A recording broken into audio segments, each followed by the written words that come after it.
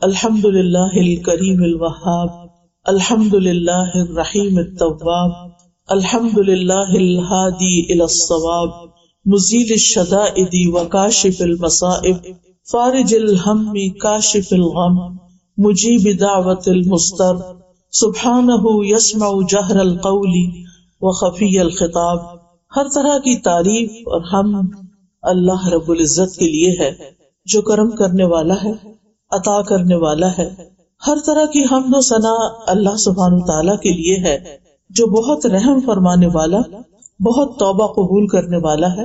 ہر قسم کی حمد اللہ کے لیے ہے جو درست بات کی طرف رہنمائی کرنے والا ہے، جو سختیوں کو دور کرنے والا ہے، مصیبتوں کو ہٹانے والا ہے، پریشانیوں کو دور کرنے والا ہے، غموں کو مٹا دینے والا ہے، لاچار کی دعا قبول کرنے والا ہے۔ وہ پاک ہے جو ظاہری بات کو اور پوشیدہ بات کو بھی سنتا ہے۔ آج مجھے یہاں پر جو موضوع دیا گیا ہے وہ یہ ہے کہ ہم اپنے سٹریس، انزائٹی اور اس قسم کی دیگر چیزیں جو ہیں ان سے کس طرح ڈیل کریں۔ جیسا کہ ہم سب جانتے ہیں کہ اللہ سبحانہ تعالیٰ نے یہ دنیا بنائی اور اس دنیا میں انسان کو جو پیدا کیا اور اس کی جو زندگی بنائی وہ ایک امتحان کے لیے تھی۔ ہم سب ایک ٹیسٹ میں ہیں، اور جب بھی انسان کسی امتحان سے گزرتا ہے تو اس کو سٹریس تو ہوتا ہے۔ یعنی آپ سب طالب علم ہیں، آپ کو معلوم ہے کہ چھوٹا سا بھی کوئی ایگزام ہو، سب کچھ آتا بھی ہو، سب کچھ پڑھا ہوا بھی ہو، سب کچھ کیا ہوا بھی ہو، پھر بھی ایک ٹینشن ضرور ہوتی ہے۔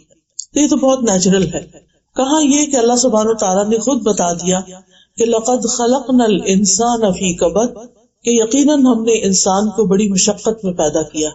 آپ دیکھیں کہ انسان کے دنیا میں آنے کا جو مرحلہ ہے، جو ماں پر گزرتا ہے، جس وقت بچے کی ولادت ہو رہی ہوتی ہے، اگر آپ میں سے کوئی اس ایکسپیرینس سے گزرا ہو یا اس پروسیس کو جانتا ہو تو آپ دیکھیں کہ کتنے گھنٹے بعض اوقات لگ جاتے ہیں، بعض اوقات دن لگ جاتے ہیں ایک انسان کی دنیا میں آتے آتے، اور ماں بھی کس مشقت سے گزرتی ہے اور وہ بچہ بھی کس مشقت سے گزرتا ہے۔ یہ اس بات کی علامت ہوتی ہے کہ جس دنیا میں وہ آ رہا ہے وہ پھولوں کی سیج نہیں ہے، وہ مشکلات کی جگہ ہے۔ یہاں پر آسانیاں بھی ہیں لیکن مشکلات بھی ہیں، اگرچہ آسانیاں اور نعمتیں اور امن ان مشکلات سے زیادہ ہیں، لیکن انسان کی فطرت میں ایک حساسیت ہے، ایک سینسٹیوٹی ہے، لہذا امن کا جو وقت ہے، سکون کا جو وقت ہے، وہ تو ہم فار گرانٹیڈ لیتے ہیں، وہ ایسے ہی گزر جاتا ہے۔ لیکن جب ہم پر کوئی تکلیف آتی ہے، کوئی مشکل آتی ہے، بعض اوقات ہم اپنے حواس کھو دیتے ہیں، بعض اوقات ہم بہت سٹریس میں چلے جاتے ہیں۔ تو اس صورت میں کرنا کیا چاہیے، کس طرح اس کو ہینڈل کریں، کس طرح ہم ڈیل کریں۔ قرآن مجید میں اللہ تعالیٰ فرماتے ہیں وَلَنَبْلُوَنَّكُمْ بِشَيْءٍ مِّنَ الْخَوْفِ وَالْجُوعِ وَنَقْصٍ مِّنَ الْأَمْوَالِ وَالْأَنفُسِ وَالثَّمَرَاتِ وَبَشِّرِ الصَّابِرِينَ الَّذِينَ إِذَا أَصَابَتْهُمْ مُصِيبَةٌ قَالُوا إِنَّا لِلَّهِ وَإِنَّا إِلَيْهِ رَاجِعُونَ أُولَئِكَ عَلَيْهِمْ صَلَوَاتٌ مِّن رَّبِّهِمْ وَرَحْمَةٌ وَأُولَئِكَ هُمُ الْمُهْتَدُونَ۔ اللہ تعالیٰ کا ارشاد ہے، اور یقیناً ہم تمہیں خوف اور بھوک اور مالوں اور جانوں اور پھلوں کی کمی میں سے کسی نہ کسی چیز کے ساتھ ضرور آزمائیں گے۔ یعنی کبھی ایک آزمائش ہوگی، کبھی دوسری ہوگی، یہ پہلے سے بتا دیا گیا کہ یہ سارے ٹیسٹ ہوں گے، اور صبر کرنے والوں کو خوشخبری دے دیجئے۔ یہ وہ لوگ ہیں کہ جب انہیں کوئی مصیبت آتی ہے تو کہتے ہیں بے شک ہم اللہ کے لیے ہیں اور بے شک ہم اسی کی طرف لوٹنے والے ہیں۔ یہ وہ لوگ ہیں جن پر ان کے رب کی طرف سے کئی مہربانیاں، بڑی رحمت ہے، اور یہی لوگ دراصل ہدایت پانے والے ہیں۔ یعنی مشکلات تو ہوں گی، لیکن جو مشکلات کو آسان طریقے سے ہینڈل کر لے گا وہ کامیاب ہو جائے گا، اور اس کا بنیادی نقطہ، سینٹرل پوائنٹ کیا ہے؟ صبر۔ اللہ سبحانہ تعالیٰ نے ایک اور جگہ پر فرمایا وَنَبْلُوكُمْ بِالشَّرِّ وَالْخَيْرِ فِتْنَةً وَإِلَيْنَا تُرْجَعُونَ، ہم تمہیں اچھے اور برے حالات سے آزمائیں گے، دونوں طرح سے، یعنی نعمت بھی آزمائش ہوتی ہے، آسانی بھی ایک آزمائش ہوتی ہے، اور بالآخر تمہیں ہماری طرف لوٹ کر آنا ہے۔ آزمائش کا تعلق ضروری نہیں کہ ہمارے کسی گناہ سے وہ ہو بھی سکتا ہے اور وہ نہیں بھی ہو سکتا۔ بعض آزمائشیں، بعض تکلیفیں انسان کے اپنے ہاتھوں کی کمائی کا نتیجہ ہوتی ہیں۔ مثلا بعض بیماریاں جو ہیں وہ انسان کو کیوں لگتی ہیں؟ کیونکہ اس کے اپنی غلطیاں ہوتی ہیں۔ لیکن بعض دفعہ انسان ہر لحاظ سے اپنے آپ کو ٹھیک رکھتا ہے لیکن پھر بھی اس میں تکلیف آ جاتی ہے. تو اس سلسلے میں انسان کو ہمیشہ یاد رکھنا چاہیے کہ دنیا میں جو بڑے بڑے نیک لوگ آئے تھے، پیغمبر آئے تھے، ان پر تو آزمائشیں اور امتحان ہم سے بھی زیادہ تھے.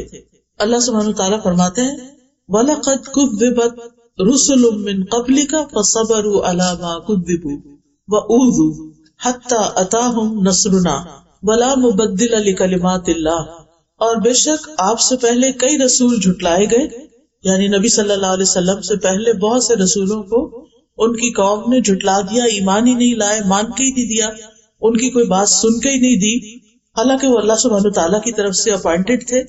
تو انہوں نے اس پر صبر کیا، یعنی کسی طرح کا نیگیٹو ریئیکشن ظاہر نہیں کیا، اور وہ جھٹلائے گئے اور ایذا دیے گئے، تکلیف دیے گئے، یہاں تک کہ ان کے پاس ہماری مدد آ گئی، اور کوئی اللہ کی باتوں کو بدلنے والا نہیں. تو اس سے یہ پتہ چلتا ہے کہ اللہ تعالیٰ کی یہ سنت تو جاری رہے گی کہ وہ لوگ بھی آزمائے جائیں گے جو برے کام کرتے ہیں، اور وہ لوگ بھی آزمائے جائیں گے جو اچھے کام کرتے ہیں، یعنی نیک عمل کرنے والوں کو بھی آزمایا جائے گا، امتحان لیا جائے گا. نوح علیہ السلام جو بہت ابتدائی پیغمبروں میں سے ہیں، ہم جانتے ہیں کہ وہ 950 سال تبلیغ کرتے رہے، لیکن کس طرح ان پر آزمائش آئی کہ چند لوگوں کے سوا کوئی ان پر ایمان نہیں لایا، مگر وہ اپنا کام کرتے رہے، انہوں نے صبر سے کام لیا. موسیٰ علیہ السلام کے لیے فرعون کی آزمائش تھی، یعقوب علیہ السلام سے یوسف علیہ السلام جدا ہو گئے تو 40 سال کی جدائی انہیں برداشت کرنا پڑی، اور وہ اپنے پیارے بیٹے کی جدائی میں روتے رہے کہ ان کی آنکھیں سفید ہو گئیں. یوسف علیہ السلام کی الگ آزمائش ہو رہی تھی، کبھی ایک طرح کبھی دوسری طرح، کبھی بھائیوں نے کنویں میں پھینک دیا، کبھی وہ مصر کے بازار میں بک گئے، کبھی وہ عزیز مصر کے گھر میں اس عورت سے آزمائے گئے اور بالآخر جیل میں ڈال دیے گئے بغیر کسی قصور کے، اور 9 سال کے قریب وہ جیل میں رہے، پھر بالآخر وہاں سے نکالے گئے، اور اللہ سبحانہ تعالیٰ نے دنیا میں بھی ان کے صبر کا ان کو بہترین بدلہ دیا. ایوب علیہ السلام ہم دیکھتے ہیں قرآن مجید میں کہ ان پر آزمائش آئی بیماری کی، اور روایات میں آتا ہے کہ 18 سال تک وہ سخت قسم کی سکن ڈیزیز میں مبتلا رہے. ایک دن کے لیے بھی اگر کہیں ہاتھ پہ کوئی چیز نکل آئے یا کہیں خارش شروع ہو جائے تو انسان بے چین ہو اٹھتا ہے، کہاں یہ کہ 18 ایئرس تک. لیکن ان کا صبر کتنا مثالی تھا. وہ کہا کرتے تھے، یعنی جب ان پہ یہ تکلیف آئی کہ اے اللہ، پہلے تو میرے اور تیرے درمیان میرے گھر والے تھے، میرے بچے تھے، میری دنیا کے کام کاروبار تھے، لیکن تو نے مجھ سے سب کچھ لے لیا، اب میرے اور تیرے بیچ میں کچھ بھی نہیں بچا. اب جس طرح تیری عبادت کی مجھے لذت نصیب ہوتی ہے وہ اس سے پہلے کبھی نہیں تھی. اب یہ بھی ایک مائنڈ سیٹ ہے کہ تکلیف کی وجہ سے وہ اللہ سبحانہ تعالیٰ کو اور زیادہ قریب سے پکار رہے ہیں. سوچ کی بات ہے نا. وہ یہ بھی کہہ سکتے تھے کہ اب تو نے سب کچھ مجھ سے لے لیا تو میں کیوں تیری عبادت کروں، جیسے ہمارے عام طور پر لوگ کرتے ہیں کہ اگر انہوں نے نمازیں پڑھی ہوں، دعائیں کی ہوں اور امتحان میں کامیاب نہ ہو یا مطلوبہ نمبر نہ آئے ہوں تو پھر کیا ہوتا ہے، نماز ہی چھوڑ کے بیٹھ جاتے ہیں یا اللہ تعالیٰ سے ناراض ہو جاتے ہیں. حالانکہ اس سے مسئلہ حل تو نہیں ہوتا اور بگڑتا ہے، لیکن ناسمجھی کی باتیں ہیں یہ. اسی طرح ہم دیکھتے ہیں کہ نبی صلی اللہ علیہ وسلم کے لیے بہت مشکل کا دن تھا جب آپ طائف کے سفر کے لیے روانہ ہوئے. پھر اسی طرح حضرت عائشہ رضی اللہ تعالیٰ عنہا پر ایک الزام لگا تھا، اور اس الزام کی وجہ سے وہ 1 مہینے سے زائد عرصے تک روتی رہی اور تکلیف میں مبتلا رہی، حالانکہ وہ نبی صلی اللہ علیہ وسلم کی بہت پیاری بیوی تھی. اسی طرح پچھلی امتوں پر بحیثیت امت بھی بہت تکلیفیں آئی. اللہ تعالیٰ فرماتے سورۃ البقرہ آیت 214 ام حسبتم ان تدخلوا الجنۃ ولما یأتکم مثل الذین خلوا من قبلکم مستهم البأساء والضراء وزلزلوا حتى يقول الرسول والذین آمنوا معه متى نصر اللہ الا ان نصر اللہ قریب. کیا تم لوگ سمجھتے ہو کہ تم یوں ہی جنت میں داخل ہو جاؤ گے جبکہ ابھی تمہیں اس جیسی تکلیف تو پیش ہی نہیں آئی جو تم سے پہلے گزرے ہوئے لوگوں کو آئی؟ انہیں سختیاں اور تکلیفیں پہنچی اور وہ ہلا مارے گئے، یہاں تک کہ رسول اور وہ لوگ جو ان کے ساتھ تھے ان پر ایمان لائے تھے وہ پکار اٹھے کہ اللہ کی مدد کب آئے گی. سنو، بے شک اللہ کی مدد تو قریب ہے. یعنی اللہ کی مدد ضرور آتی ہے لیکن امتحان تو ہوتا ہی ہے. اب سوال ہی پیدا ہوتا ہے کہ یہ امتحان کیوں آتے ہیں، یہ غم اور پریشانیاں کیوں آتی ہیں؟ نمبر 1، انسان کے ایمان کے امتحان کے لیے کہ وہ اللہ سبحانہ تعالیٰ پر کتنا سچا پکا ایمان رکھتا ہے. یعنی خوشحالی میں ہی صرف اللہ کو یاد کرتا ہے یا مشکل میں بھی اللہ تعالیٰ کو یاد کرتا ہے. اگر کوئی شخص تکلیف کے وقت اللہ تعالیٰ کی طرف رجوع کرتا ہے اور آزمائش میں اللہ تعالیٰ سے مدد مانگتا ہے تو ایسا شخص ایک اگلے ہائر لیول پہ چلا جاتا ہے اور وہ اپنے ایمان کی سچائی کا ثبوت دیتا ہے. دوسری وجہ انسان کو بلند درجات دینے کے لیے. حدیث میں آتا ہے کہ بندے کے لیے اللہ کے ہاں ایک بہت اونچا مقام ہوتا ہے لیکن وہ اپنے عمل کی وجہ سے وہاں تک نہیں پہنچ سکتا، یعنی اس کی عبادت یا باقی اعمال کم ہوتے ہیں. تو اللہ تعالیٰ اسے اپنے جسم یا مال یا اولاد کی آزمائش میں ڈال دیتا ہے. ابو داؤد کہتے ہیں کہ پھر اللہ تعالیٰ اسے صبر کی توفیق بھی دیتا ہے حتیٰ کہ وہ انسان اس صبر کی وجہ سے اس بلند ترین مقام پہ جا پہنچتا ہے. تو یہ ایک ریزن ہوتی ہے انسان کے اوپر سخت امتحان کی کہ اللہ سبحانہ تعالیٰ اس کو ایک اعلیٰ منزل دینا چاہتے ہیں لیکن اس کے عمل ایسے نہیں ہوتے کہ اعمال کی بنیاد پر وہاں پہنچے، لہٰذا اس پر آزمائش آتی ہے جس پہ وہ صبر کرتا ہے اور بلند درجے پاتا ہے. پھر اسی طرح اللہ تعالیٰ کی طرف سے اس انسان کے لیے بھلائی کا ارادہ ہوتا ہے. حدیث میں آتا ہے مَن یُرِدِ اللَّهُ بِهِ خَیْرًا یُصِبْ مِنْهُ، اللہ جس کے ساتھ بھلائی کا ارادہ کرتا ہے اسے مشکل میں ڈال دیتا ہے، مصیبت میں ڈال دیتا ہے. کیوں؟ اس لیے کہ انسان میچور ہو ہی نہیں سکتا. آپ نے کبھی دیکھا ہوگا کچی اینٹیں اور پکی اینٹیں، کبھی بھٹا دیکھا ہوگا جس میں اینٹیں پک رہی ہوتی ہیں. اس سے پہلے وہ لوگ مٹی کو گارے کو بنا کے اور اس سے سانچے سے نکال کے اینٹیں رکھے ہوئے ہوتے ہیں، پھر وہ کسی درجے میں سوکھتی ہیں، پھر ان کو بھٹی کی نظر کرتے ہیں اور وہ کئی دن تک ان کے نیچے آگ جلائی جاتی ہے، پھر وہ اتنی پکی اینٹیں ہو جاتی ہیں کہ پھر ان کے اوپر پوری عمارتیں کھڑی کر دی جاتی ہیں. تو بالکل اسی طرح انسان میچور نہیں ہوتا، کچا ہی رہتا ہے، اس کے اندر پختگی نہیں آتی، وہ بڑے کام کرنے کے قابل نہیں ہوتا جب تک وہ مشکلات سے نہیں گزرتا. اسی لیے آپ اگر ریشو دیکھیں عام طور پر تو جو بچے مشکلات سے نکلتے ہیں پڑھائی میں اور آگے بڑھنے کی ہرس میں، جو ان میں سے آ جاتے ہیں آگے، وہ بہت محنتی ہوتے ہیں بنسبت ان بچوں کو جن کو بہت لاڈ پیار ملا ہوتا ہے، چھوٹی چھوٹی چیز سے گھبرا جاتے ہیں. تو انسان کو اس زندگی میں کچھ کرنے کے لیے بہت سا صبر چاہیے ہوتا ہے، بہت سی محنت چاہیے ہوتی ہے. آپ دیکھیے کہ جن لوگوں نے بڑی بڑی ایجادات کی ہیں انہوں نے اپنی پوری زندگی اس کام میں کپا دی. انہوں نے بھوک پیاس بھی کاٹی، انہوں نے گمنامی بھی کاٹی، اور انہیں دنیاوی طور پر کوئی زیادہ فائدہ حاصل نہیں ہوا. مرنے کے بعد ان کا نام روشن ہو گیا، ان کو کیا فائدہ ہوا ان کی زندگی میں؟ ہم آرام سے بیٹھ کے پیناڈول کھا لیتے ہیں، ہمیں یہ بھی نہیں پتا کہ کس نے یہ ایجاد کی تھی. اس کی زندگی ریسرچ کرتے کرتے کس مشکل سے گزری تھی، کس تکلیف سے وہ شخص گزرا ہوگا جس نے ایک اتنی فائدے کی چیز انسانوں کے لیے بنا لی کہ ذرا سی درد ہوتی انسان بغیر سوچے سمجھے کھا کے اور اپنے آپ کو پھر کام میں مشغول کر لیتا ہے. اس وقت بھی آپ جانتے ہیں کہ میڈیسن میں جو دو طرح کے لوگ ہوتے ہیں، ایک تو پریکٹیشنرز ہوتے ہیں اور ایک سائنٹسٹ ہوتے ہیں، اکیڈیمیا ہوتے ہیں.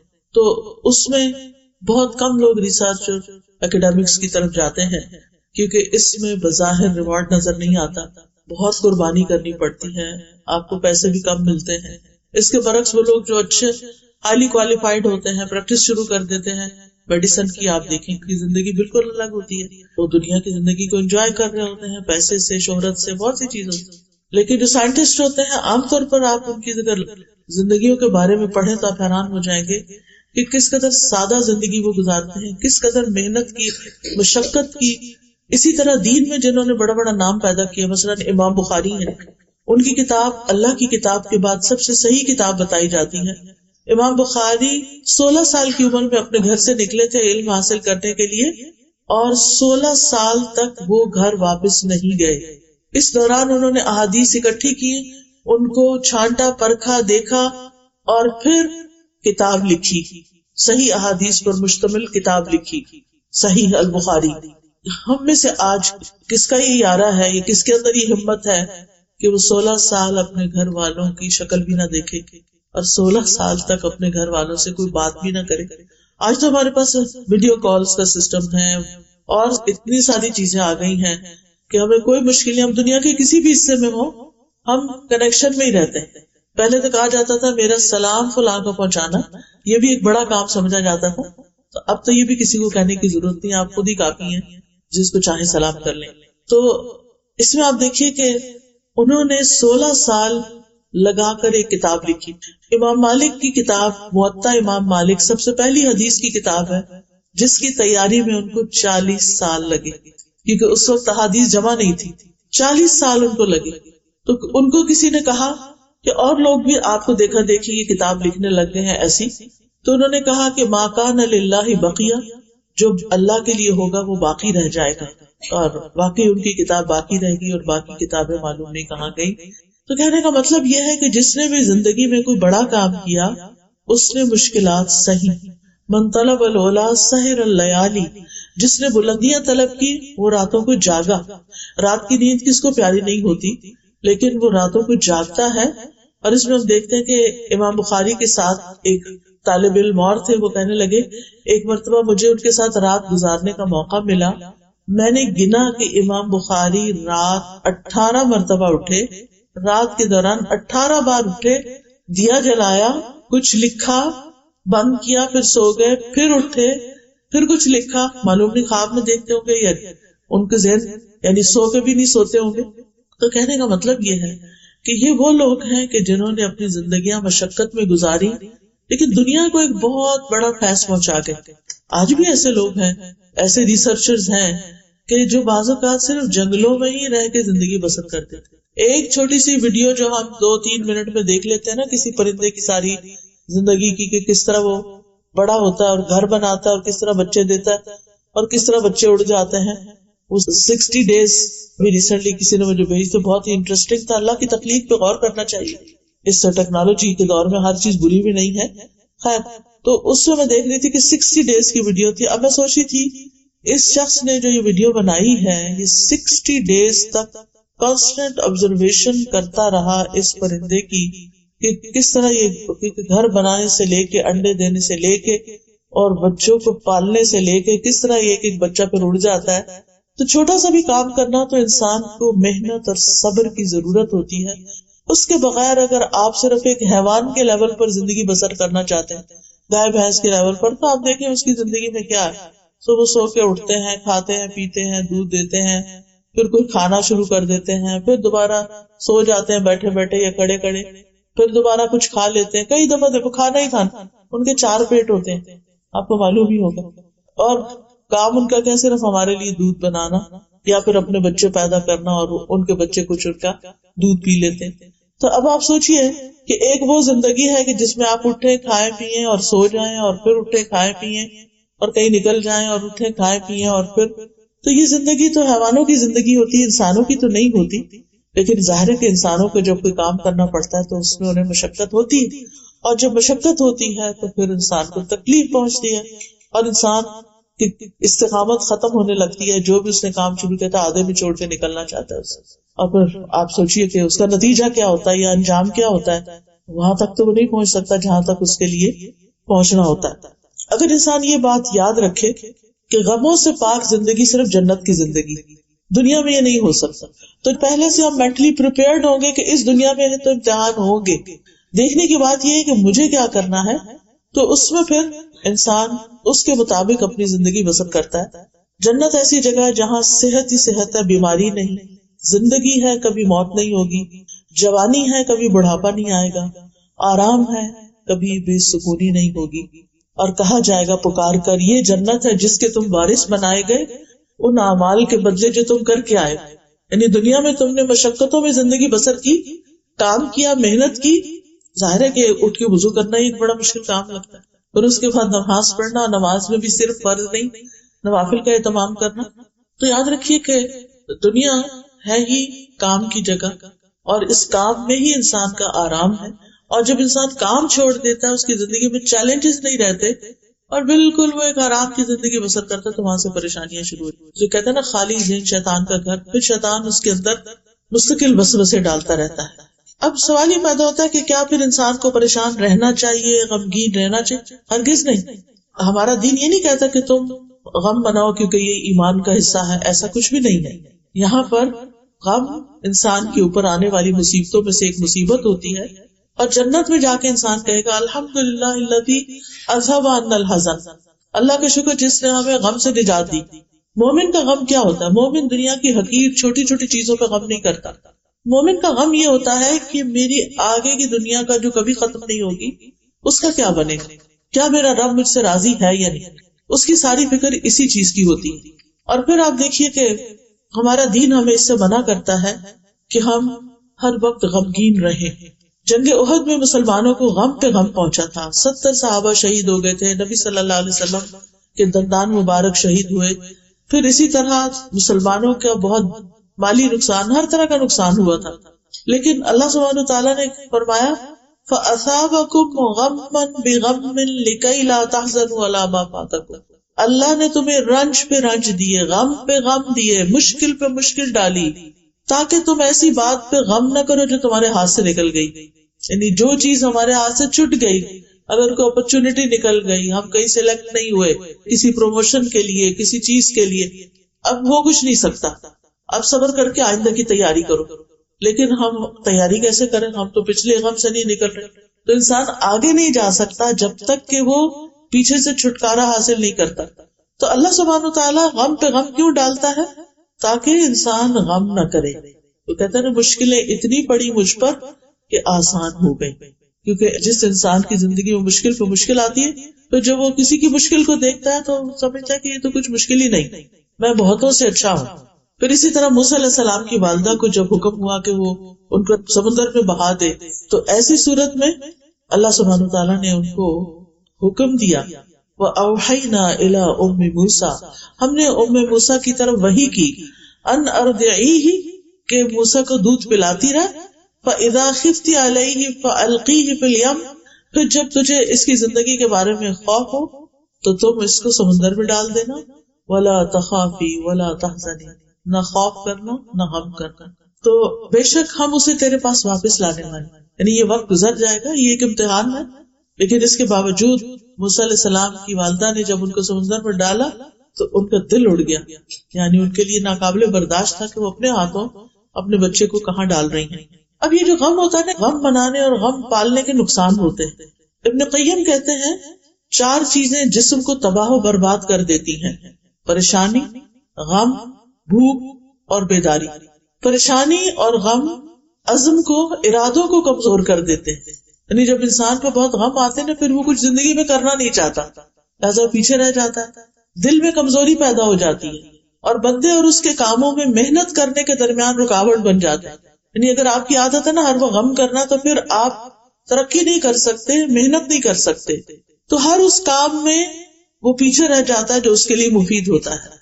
یہ غم سفر کا راستہ کاٹ دیتے ہیں، اس کو پیچھے کی طرف واپس پلٹا دیتے ہیں، رکاوٹ بن کر اس کا سفر روک دیتے ہیں، یا اس کے لیے علم سے رکاوٹ بن جاتے ہیں۔ تو یہ چیزیں سفر پر جانے والے کے لیے بہت بھاری ہیں۔ یعنی اقصد کیا ہے کہ اگر انسان غم ہی کرتا رہتا ہے تو پھر آگے نہیں بڑھ سکتا۔ ابراہیم بن ادم کہتے ہیں غم 2 طرح کے ہوتے ہیں، ایک غم تمہارے حق میں ہے، ایک غم تمہارے خلاف ہے۔ جو غم حق میں ہے وہ آخرت کا غم، کہ وہاں کے بارے میں فکر مند ہونا چاہیے، اور ایک غم آخرت کا، اور دوسرا وہ غم جو تمہارے خلاف ہے، وہ دنیا کی رونق کا غم ہے کہ وہ کیوں نہیں نصیب ہوئی۔ اب آپ دیکھیے کہ پھر کرے کیا؟ غم تو آتے ہیں، پریشانیاں تو آتی ہیں۔ سب سے پہلا کرنے کا کام یہ ہے کہ ہمیں اپنے رب سے مضبوط تعلق قائم کرنا چاہیے، اپنے غموں، دکھوں، تکلیفوں، پریشانیوں کی فریاد اپنے رب کے سامنے۔ ہم پوری دنیا کو سناتے ہیں کہانیاں اپنی، اللہ کے سامنے نہیں رکھتے۔ ہمارے کے آگے روتے ہیں، ہم اللہ کے آگے نہیں روتے، ہم سجدے میں نہیں روتے، ہم دعا میں نہیں روتے، ہم تنہائی میں اللہ سے باتیں نہیں کرتے۔ نتیجہ کیا ہوتا ہے؟ جن بندوں کے سامنے ہم غم رکھتے ہیں، کبھی وہ ہمیں تسلی دیتے ہیں اور کبھی ہمیں الٹا ڈانٹ دیتے ہیں، اور کبھی وہ ہماری بات ہی نہیں سمجھتے، حاصل کچھ بھی نہیں ہوتا۔ لیکن اللہ تعالیٰ تو ہمارے دلوں کے حال تک جانتا ہے۔ یعقوب علیہ السلام سے جب یوسف علیہ السلام جدا ہوئے تو انہوں نے کیا کہا؟ انما اشکو بثی وحزنی الی اللہ، میں اپنے غم اور دکھ کی فریاد اللہ سے کرتا ہوں۔ اور کرنا بھی ایسے ہی چاہیے کہ انسان اپنے غموں کو اللہ کے سامنے رکھے۔ حدیث میں آتا ہے اللہ تعالیٰ فرماتے ہیں میں اپنے بندے کے ساتھ اس کے گمان کے مطابق ہوتا ہوں جو وہ میرے بارے میں رکھتا ہے، یعنی اگر اس کی تھنکنگ پازیٹو ہوگی تو اس کو ایسا ہی رسپانس ملے گا، اور اگر نیگیٹو ہوگی تو اس کو ویسا ہی رسپانس ملے. پھر یہ کہ ہماری جتنی بھی ضرورتیں ہیں، جتنی بھی چیزیں ہم چاہتے ہیں کہ زندگی میں ہمیں ملیں، وہ سب ہمیں اللہ کے سامنے رکھنی چاہیے. قرآن مجید میں آتا ہے امن یجیب المضطر اذا دعاہ ویکشف السوء، کون ہے جو لاچار کی فریاد رسی کرتا ہے اور اس سے تکلیف دور کر دیتا ہے؟ صرف اللہ.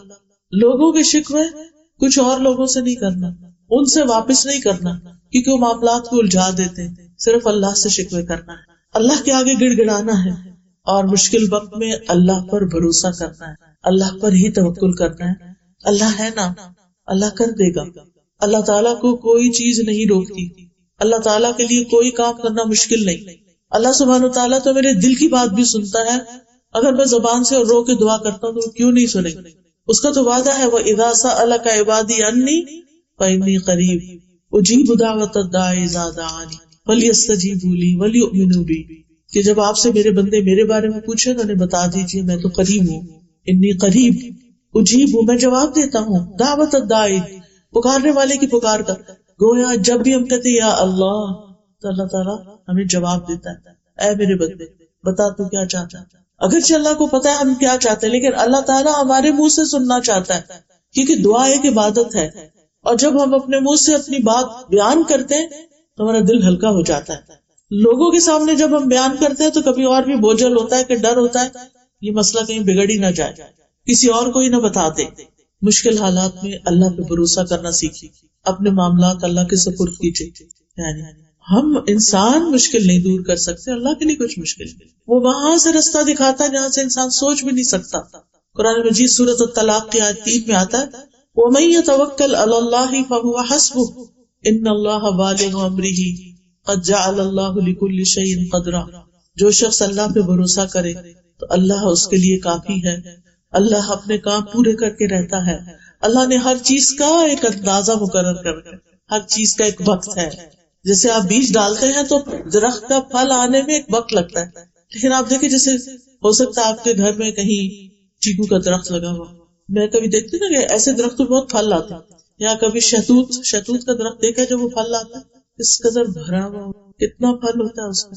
میں سوچتی ہوں کہ اس کی اوریجن کیا ہے، اس کا روٹ کیا ہے، کتنے بیج ڈالے گئے ہوں گے. ایک بیج اور پھر اس سے اتنا بڑا درخت اور اس پر اتنا زیادہ فروٹ، ایک بیج کے اندر اتنا پوٹینشیل.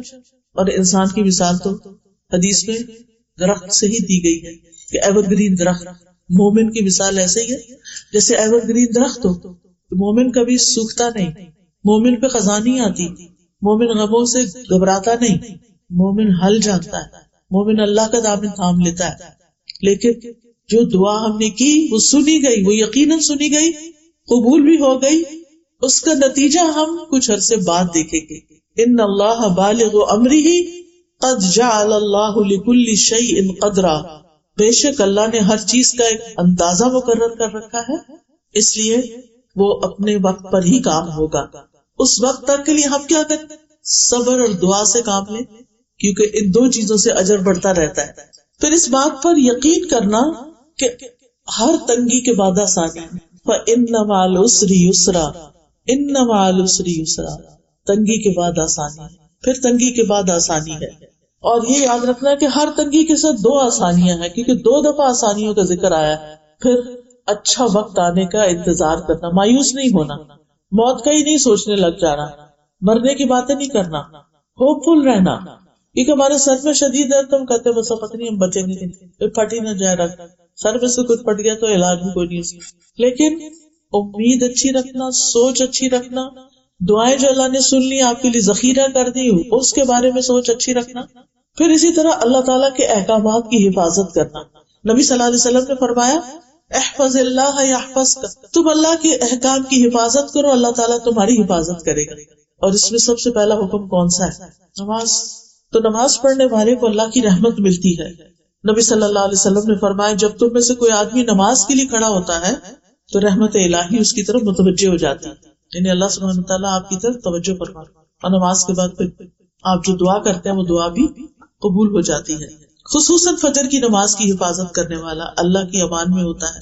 چاشت کی 4 رکعت نماز پڑھنا دن بھر اللہ کی حفاظت ملتی ہے. دوسری اہم چیز کرنے کے کاموں میں سے یعنی پہلا تھا اللہ کے ساتھ اپنا تعلق مضبوط کرنا، امید رکھنا، آسانی رکھنا، یقین رکھنا کہ اللہ تعالیٰ ضرور مدد کرے گا، اللہ کا تقوی اختیار کرنا، اللہ پہ توکل کرنا، ہر نیکی اللہ ہی کے لیے کرنا.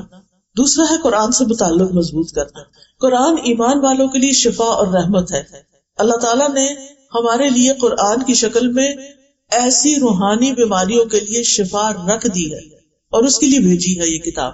یہ الگ بات ہے کہ ہم اس سے فائدہ نہیں اٹھاتے. یہ کتاب اللہ کی رحمت لانے والی بابرکت کتاب ہے. اللہ تعالیٰ فرماتے ہیں وَهَذَا كِتَابٌ أَنزَلْنَاهُ مُبَارَكٌ، یہ کتاب جو ہم نے اتاری ہے بڑی بابرکت ہے. یعنی اگر تمہاری زندگیوں میں ہوگی تو اس سے تمہیں برکت ملے گی. اس کا پڑھنا، اس کو سمجھنا، اس کے مطابق زندگی بسر کرنا، اس کی تعلیم دینا. لیکن اس کے ساتھ کرنا کیا، اصل کام کیا؟ فَاتَّبِعُوهُ، اس کی پیروی کرو، اس کو فالو کرو، اس کو اپنا امام بناؤ، اس کو اپنا رہنما بناؤ. وَاتَّقُوا، اور ڈرو، لَعَلَّكُمْ تُرْحَمُونَ، تاکہ تم رحم کیے جاؤ. یہ کتاب اللہ سے جوڑنے کا بہترین طریقہ ہے. پیچھے بات کی تھی نا میں نے کہ اللہ سے تعلق قائم کرے. کیسے کریں؟ نماز سے کریں اور قرآن کے ذریعے کریں. اور پھر گھروں میں برکت، آپ کی زندگی میں برکت. اور جتنا جتنا آپ اس کتاب کو پڑھتے چلے جائیں گے اتنا اتنا آپ کے دل میں بھی سکون آئے گا. جتنی اس کی خدمت کریں گے اتنی آپ کی زندگی میں برکتیں آئیں گی. پھر چونکہ ہر وقت انسان قرآن نہیں پڑھ سکتا تو وہ چلتے پھرتے اور کام کرتے ہوئے کیا کرے انسان؟ اللہ کا ذکر کثرت سے کرے. اور خاص طور پر جو مشکل اگر آئی ہے تو اس کے لیے یا حی یا قیوم برحمتک استغیث یا ذا الجلال والاکرام یا بدیع السماوات والارض یا اللہ یا اللہ یا رحمان یا رحیم. اللہ تعالیٰ خود فرماتے ہیں کہ اللہ سبحانہ تعالیٰ کے ناموں سے اس کو پکارو، اس سے دعائیں جلد قبول ہوتی. ذکر کرنے سے اور مسلسل ذکر سے دل کو سکون مل جاتا ہے، سٹریس کم ہو جاتا ہے. ذکر روح کی غذا ہے. یہ سٹریس اور انزائٹی کیوں ہوتے ہیں اس کے بارے میں پڑھ رہی تھی کہ یہ اوپر سرفیس پہ جو سمپٹم نظر آتی ہیں یہ اصل میں ہمارے سب کانشیس کے اندر بہت کچھ پیچھے جا چکا ہوتا ہے جو ان پلیزنٹ ہوتا ہے، اور پھر ایک دن آتا ہے کہ وہ سرفیس پہ آ جاتا ہے، ہمارا بیہیویئر چینج ہو جاتا ہے. اگر ہم اس کے اندر، کیونکہ انسان کے اندر ایک طلب تو ہے نا کسی چیز کی. بازو کا سمجھتا ہے انسان شاید مجھے مال چاہیے، مجھے کمپینین چاہیے، مجھے سیر و تفریح چاہیے. یہ سب کچھ کرنے کے بعد پھر کیوں ہے آپ پریشان؟ تو اب تو آپ کو خوش ہو جانا چاہیے. وہ اس لیے کہ صرف ان چیزوں سے یہ ویکیوم نہیں بھر سکتا. اگر آپ اللہ تعالیٰ سے ایک تعلق قائم کریں گے، اس کے دین سے تعلق قائم کریں گے، قرآن سے تعلق قائم کریں گے، تو پھر وہ جو اندر جو سب کانشیس ہے، جو کچھ آپ پڑھتے جائیں گے، سنتے جائیں گے، اندر جا کر وہ اس کو آلٹر کرنا شروع کر دے گا، بیماری کو باہر نکالے گا اور اپنی جگہ بنائے گا. کیونکہ جاء الحق وزہق الباطل ان الباطل کان زہوقا، حق آ گیا، باطل چلا گیا.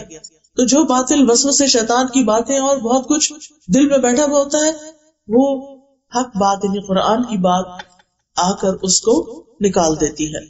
اور ذکر سے انسان کو زندگی ملتی ہے، رحمت اور سکینت ملتی ہے، پریشانی اور خوف زائل ہوتا ہے، شیطان کے حملوں سے بچاؤ حاصل ہوتا ہے. ابن قیم کہتے ہیں اللہ کا ذکر مشکل کو آسان کر دیتا ہے، تنگی اور مشقت کو کم کر دیتا ہے. بس جب بھی کسی مشکل پر اللہ کا نام ذکر کیا جاتا ہے تو وہ آسان ہو جاتی ہے.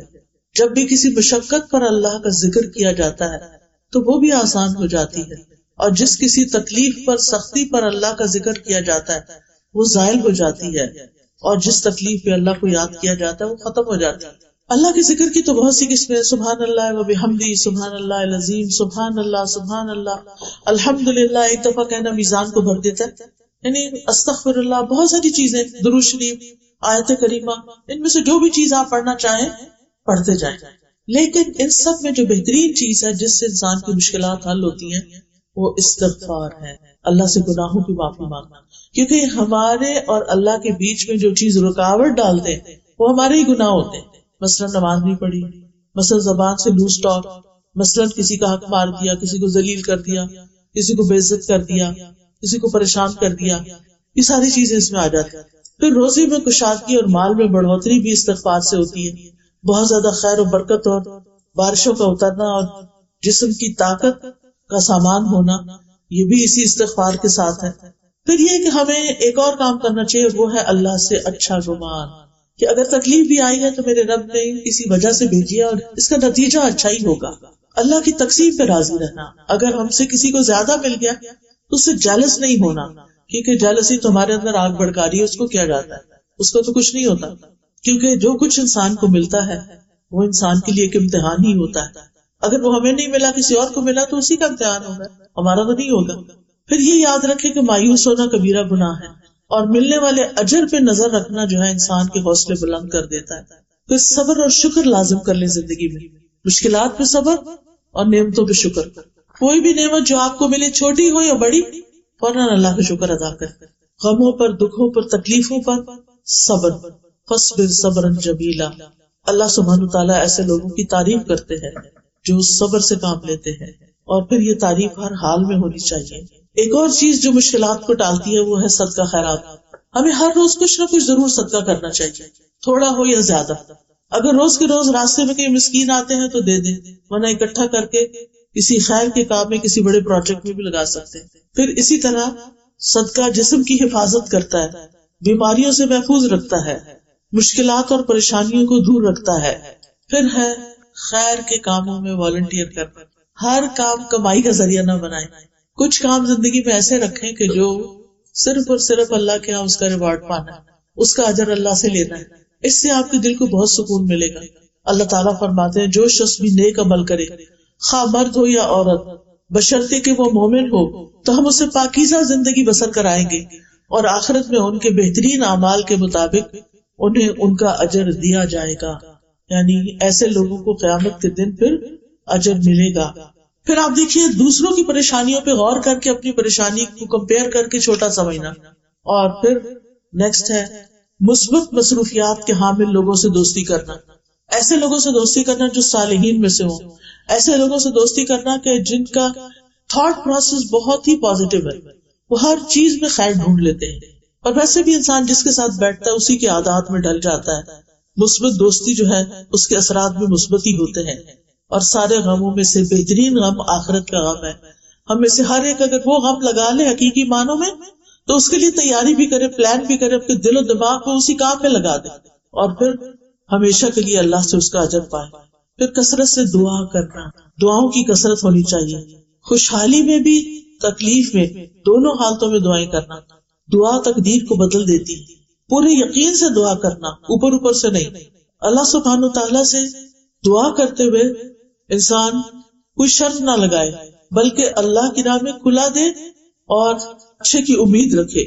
پھر ہم و غم کی جو دعائیں ہیں ان دعاؤں میں سے وہ دعائیں نکال کے پڑھنا، اور غم اور دکھ و تکلیف کو جو دور کرتے ہیں کلمات، ان میں سے سب سے بہترین کلمات درود شریف کی کثرت. اٹھتے بیٹھتے درود شریف پڑھتے رہے. انشاءاللہ العزیز زندگی میں بہت سی بھلائیاں آئیں گی، بہت سی خیر آئے گی. اور انشاءاللہ جب آپ خیر کو پا لیں گے تو اس کو پکڑ کر رکھیں، چھوڑ نہ دیں. اللہ تعالیٰ ہمارا حامی و ناصر ہو. ہاں، اس کا میں ایک علاج آپ سب کو بتاتی ہوں، نوٹ کر لیں. ہے تو دعا. مجھے بہت فائدہ ہوا اس کا، کیونکہ میرے پہ بہت ساری ذمہ داریاں ہوتی ہیں، ایک کام کے بعد ایک کام، ایک چیز کے بعد ایک چیز. یعنی مینٹلی میں بہت زیادہ آکیوپائڈ ہوتی ہوں. اگر فزیکلی میں کچھ نہیں بھی کر پاتی تو مینٹلی بہت آکیوپائڈ ہوتی ہوں. اس کی وجہ سے پھر میں بھی اوور تھنک کرنے لگ جاتی تھی اور ریلیکس نہیں ہو پاتی. نبی صلی اللہ علیہ وسلم نے ایک دعا سکھائی ہے کہ اگر جیسے نماز میں ہماری خشوع نہیں ہوتا نا، اور بار بار دھیان ادھر جاتا ادھر جاتا، پتہ ہی نہیں چلتا، نماز بھول جاتی ہے، تو نماز کے اندر بھی اور نماز کے باہر بھی 3 دفعہ یہ دعا پڑھیں: اعوذ باللہ السمیع العلیم من الشیطان الرجیم من ہمزہ ونفخہ ونفثہ. تا کے ساتھ 3 دفعہ یہ دعا پڑھنی ہے. اعوذ باللہ السمیع العلیم من الشیطان الرجیم من ہمزہ ونفخہ ونفثہ. اعوذ باللہ السمیع العلیم من الشیطان الرجیم من ہمزہ ونفخہ ونفثہ. ایسے کر کے دل کے اوپر تھوکنا ہے. تھوکنے سے مراد یہ کہ ایک تو کہتے ہیں نا چھو، ایسے نہیں، چھو چھو چھو، جس میں ہلکی پھلکی تھوک بھی آ جائے بیچ میں سے. اتنا مجھے اس دعا کا فائدہ ہوا. میں ہر روز صبح فجر کے بعد پڑھتی ہوں، اور دن بھر اتنی کام اور ریلیکس، اور ورنہ پہلے اتنی انزائٹی ہو جاتی تھی، اچھا یہ تو ہوا نہیں، ابھی اگلا کب ہوگا، اور یہ کب ہوگا، اگر ٹریول کر رہے ہیں تو کب پہنچیں گے، کیا یہ خواہ بخواہ کے بیچے فائدہ تو کچھ نہیں. اب آپ دیکھیں کہ جب آپ ریلیکس ہوتے ہیں تو آپ اپنے آس پاس کو انجوائے کرتے ہیں. کوئی انسان ہے آپ کے ساتھ، اس کی بات سنتے ہیں، اس سے تبادلہ خیال کرتے ہیں، کہ مدد کرتے ہیں. یعنی 100 کام ہوتے ہیں، اور چھوٹی درخت دیکھ دیکھ کے خوش ہوتے رہتے ہیں. اللہ کی کریشن دیکھ کے خوش ہوتے ہیں. یعنی لائف کو انجوائے کرنا چاہیے. جب ہم غم میں، دکھ میں، اسٹریس میں، انگزائٹی میں، پریشانی میں، تناؤ میں، ڈپریشن میں ہوتے ہیں تو ہم زندگی انجوائے کر سکتے ہیں. اور زندگی آسان نہیں ہے، زندگی میں تو ٹیسٹ ہوں گے ہی، لیکن ہمیں اس کے ساتھ ڈیل کرنا آنا چاہیے. اسی طرح اگر آپ کو زیادہ ہو رہا ہے کوئی مسئلہ تو پھر ربی اعوذ بک من ہمزات الشیاطین واعوذ بک ربی ان یحضرون ساتھ پڑھ لیں. کچھ دن آپ ہر نماز کے بعد یہ 3 دفعہ پڑھ لیں، پھر آپ روٹین بنا لیں 1 دفعہ فجر میں 1 سے 9. اور ضروری نہیں کہ نماز کے بعد، اینی ٹائم آپ پڑھ سکتے ہیں، لیکن انشاءاللہ. کیونکہ ہوتا یہ کہ شیطان ہمارا دشمن ہے. اللہ تعالیٰ بھی فرماتے ہیں قرآن مجید میں تمہارا دشمن ہے تم اسے دشمن سمجھو، لیکن ہم سمجھتے نہیں ہیں. ہم کہتے ہیں وہ کیا کر لے گا ہمارا، ہم خود ہی بہت اسٹرانگ ہیں. ہم اتنے اسٹرانگ نہیں ہیں، وہ ہمیں چاروں طرف سے گھرتا ہے. اس نے کہا تھا ثم لآتینہم من بین ایدیہم ومن خلفہم وعن ایمانہم وعن شمائلہم، کہ میں ان میں سے اکثریت کو اپنے راستے پہ لے جاؤں گا، ان کے آگے سے آؤں گا، پیچھے سے آؤں گا، دائیں سے آؤں گا، بائیں سے آؤں گا. ولا تجد اکثرہم شاکرین، اور ان میں سے اکثریت کو آپ شکر گزار نہیں پائیں گے. شکر ادا کرنے کے لیے نعمتوں کو جاننا، دیکھنا ضروری ہوتا ہے. جب ہماری آنکھوں کو ہماری نعمتیں ہی نظر نہیں آتی تو ہم نے شکر کیا کرنا. تو یہ یعنی شیطان کا ایک بہت بڑا ہتھیار ہے کہ ہمارے اندر ایسے وسوسے، ایسے خیالات، ایسی باتیں ڈالنا شروع کر دیتا ہے کہ جس کی وجہ سے پھر ہم خواہ پریشانی کا شکار ہو جاتے ہیں.